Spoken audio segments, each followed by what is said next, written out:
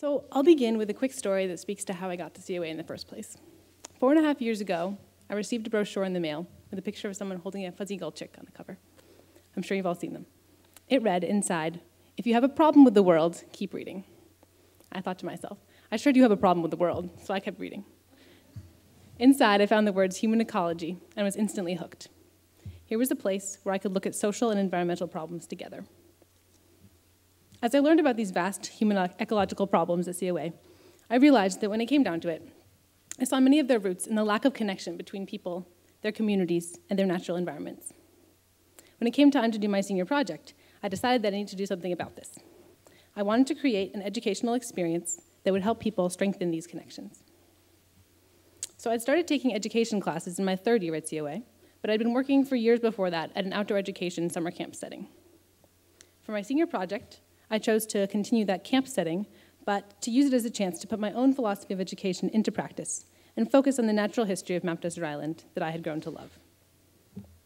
So I chose to work with middle school students, an age group where children are fully capable of understanding complex things, but are still just kids who are excited about life.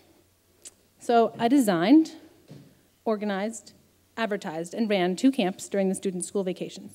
This is the brochure that I used to advertise the camps. It's like a trifold brochure, so this is the front, and this is the back. So I did 2 camps. One, the February camp, focused on winter ecology, and the April camp focused on amphibian biology, my personal passion. Both camps were 8:30 in the morning to 5:30 at night, 9-hour days, which is very long, for 5 days with an overnight on Thursday night. They were both based out of COA's Dorr Museum of Natural History. So to help me with the camps, I had an amazing co-leader, Annie Cohen, who some of you may know, who is a third year here at COA, who's also interested in education and natural history. I limited each camp to 8 students, and both of them filled up. This is the February group, looking a little bit silly, and this is the April group, all wearing waders as we explored a vernal pool. 4 students actually liked the camp so much in February that they came back for April. These students were between the ages of 10 and 14, and in grades 6 to 8. So to give you an idea of what we did at camp, I wanted to let the students speak for themselves. So this audio recording that you're going to hear next for the next minute and a half or so is a recording of one student's fascinating discovery. We were out exploring a pool, a beaver pond, near Cadillac Mountain. Guys! You need to come in and see this. It's like really weird. No. Okay. Have you ran to the shore? Yeah. It's an egg mass. It's like a really weird egg mass, like messy. This is so cool. This is so cool. That's cool. And just keep it in the water. If it's in the mess. Just watch it. It's just so That is a cool. good find. Wow. Guys! I wonder if it's like. Come to the shore! Oh, look at that. Egg mass. You guys ready for this? This is the craziest thing. Is it just an egg mass? It's not just It's an egg not mass. just an egg mass. Look at that egg mass. Look at that egg mass. Oh, that's weird. Whoa! What the heck? Oh And my it's like God. one big line. Can I touch it? So. Wait, I don't get it. Like, it's one big what? Look, it's like all this like like a line. line. It Yeah, is. it's like You can see it in the water. She probably went like Yeah, you can see it better than it's in the water. You know how the other ones were kind of just like a few anywhere? Yeah, anywhere. But this one sounded like a coil of rope. Yeah. Yeah. It And kind there of was looks like a knot. another thing, like, it came out of it into like a big rope and it like, with no eggs in it. Can I see it? Wait, It's can I right. hold it? I want to touch it. Where is it? It was right there.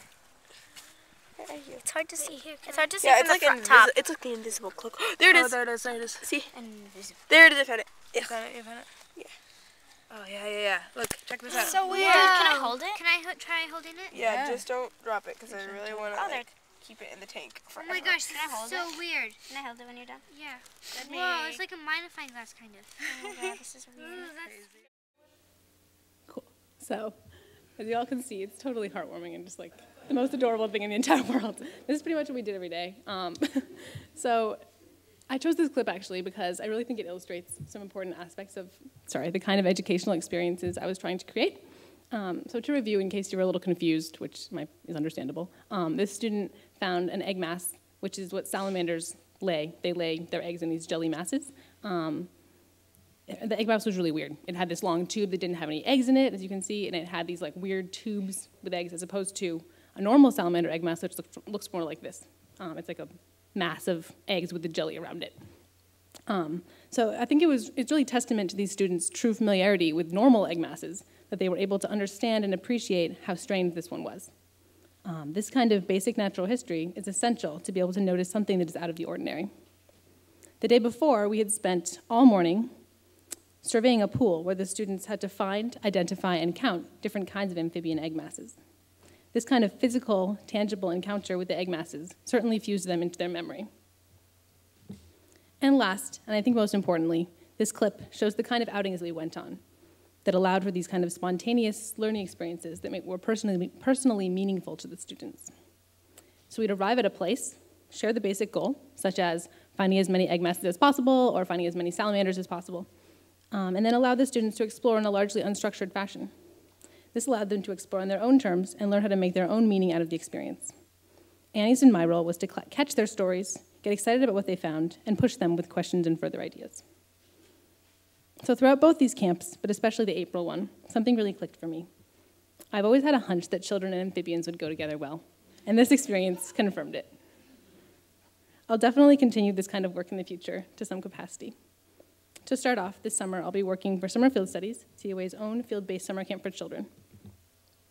However, this experience also reminded me of how much I don't know, both about nature and about my own relationship to it. So before I dive into the big, exciting world of outdoor, experiential, environmental education, I think I need to take a little bit of a pause and take some time for myself, take some unstructured time. Before I continue facilitating other people's connection to nature, I need to take a little bit of time to explore my own. Thank you.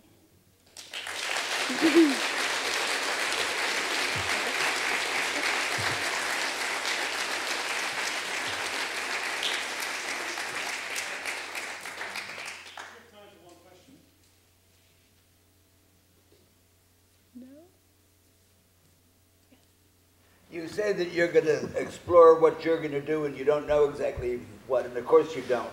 But I'd be very interested in knowing how you hope you can get other people to do that kind of thing. It seems to me that getting people to get the kind of, well, I'm losing my train of thought. Sorry.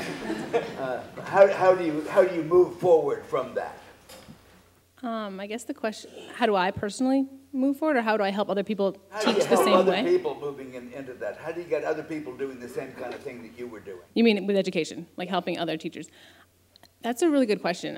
Something I've struggled with. So a lot of times in education, it is really structured, and there's not a lot of time for exploration and discovery. But I would hope that, I hope to work at organizations that are small and just beginning, so that I can have a lot of say in sort of the development of their pedagogy and curriculum, and help the people who are also starting out with, do things in a similar way that I do. So I guess that's the short answer. But yeah, thank you.